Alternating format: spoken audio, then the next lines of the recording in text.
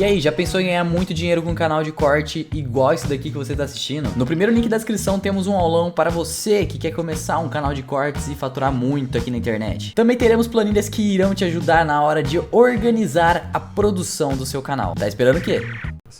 Então há um medo de que ceder a região do Donbas é o equivalente histórico a fazer a concessão para o Hitler. Eu não acho que Putin seja Hitler, eu acho que os objetivos são muito diferentes. Eu acho que o que eles querem não são comparáveis assim, em termos históricos.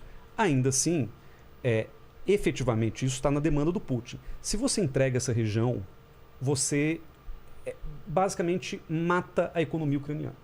Você impede que a Ucrânia se mantenha como um país isolado da União Europeia, desintegrado do lado de cá, e a Ucrânia vai virar uma espécie de celeiro agroexportador, porque a parte industrial está toda concentrada desse lado. Você tem o porto de Sebastopol, que já é russo, efetivamente, que é a parte da Crimeia, e a Ucrânia viraria um grande exportador, quer dizer, já é, mas viraria somente um grande exportador de trigo e algumas outras coisas primárias. Então, o Putin, eu acho que se ele faz esse movimento, além de se abrir um precedente grotesco, que é essa coisa marota da Rússia, de reconhecer províncias independentes para depois tentar anexar ou defender o povo russo ali, como ele fez na Geórgia e tal. Além desse precedente, ele vai matar a Ucrânia do ponto de vista econômico. Será que isso é inteligente do ponto de vista estratégico? Eu acho que o choque que ele trouxe para o sistema é muito grande.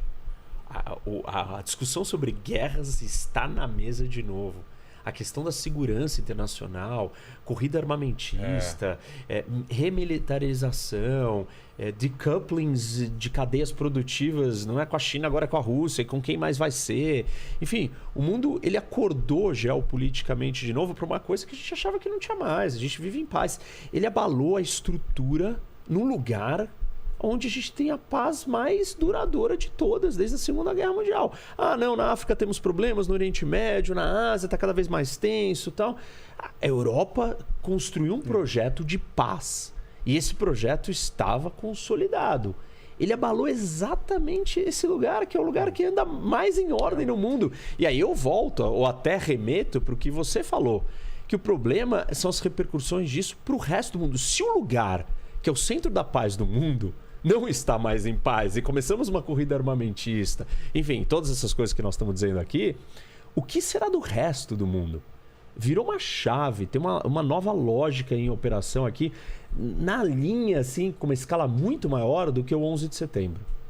Que era assim, acabou a Guerra Fria, então estamos bem, o mundo está em paz, não tem mais por que brigar. Aí veio o fenômeno do terrorismo internacional. Agora não, a gente voltou para discussões de fronteira, de país, de potência, de exército invadindo o território. Isso... Eu concordo, assim, eu acho que os impactos são tão vastos que a gente, de certa forma, ou seja, enterra um período não só de paz no continente. Havia, obviamente, confrontos antes, nos Balcãs, por exemplo, mas o impacto agora é maior porque há uma chance disso envolver todo o continente. Inclusive, eu acho que há um risco, e por isso que eu confesso assim, é muito popular agora para um político europeu dizer vamos enviar mais armas para os ucranianos.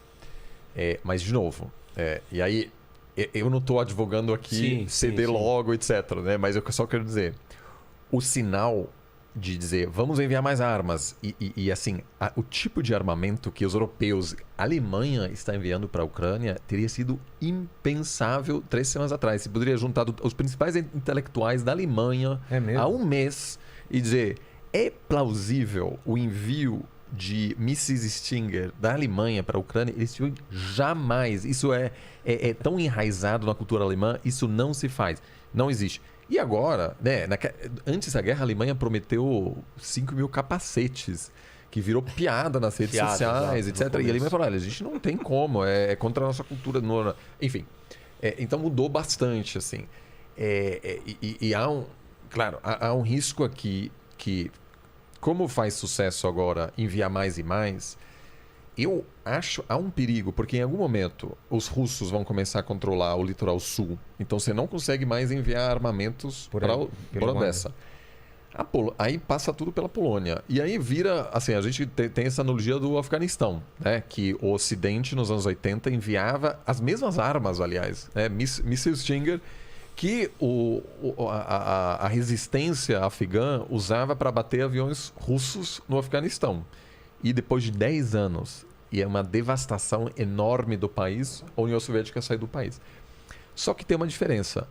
As fronteiras do Afeganistão são totalmente porosas, então não havia um risco de passar essas armas para a resistência, porque ninguém controla as fronteiras do Afeganistão.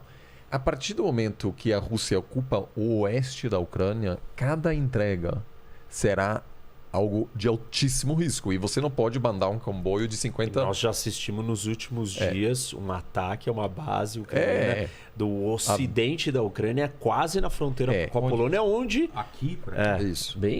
Acho bem aqui, assim, né? Sim. Tá bem pertinho da fronteira com a Polônia. Então, assim, é claro, tem aí um perigo em dizer, não, pode ficar com a parte da Ucrânia, etc. Só que a gente está caminhando para uma situação em que é totalmente plausível um comboio, 3 caminhões da OTAN com soldados da OTAN, né, da Polônia, da Alemanha, entregando aqui um míssil para um grupo de ucranianos e chega um avião russo e mata soldados da OTAN. Aí, ou cai sem querer, até pode ser sem querer, cai um míssil em território polonês. Por quê? Porque estão lá esperando os envios de armamento. Então, por exemplo, assim, agora a Polônia fez uma proposta de enviar caças. Eu acho muito preocupante, porque as pessoas não se dão conta, ninguém quer um confronto entre os dois blocos, mas eu não vejo assim lideranças na Europa dizendo, olha, eu entendo, assim, vamos apoiar a Ucrânia, mas, gente, temos que estar conscientes de que isso pode escalar com nenhum dos dois querendo, mas olha a pressão pública que o governo polonês vai enfrentar quando um míssil mata 15 soldados da Polônia que estavam prestes a fazer uma entrega de armamentos.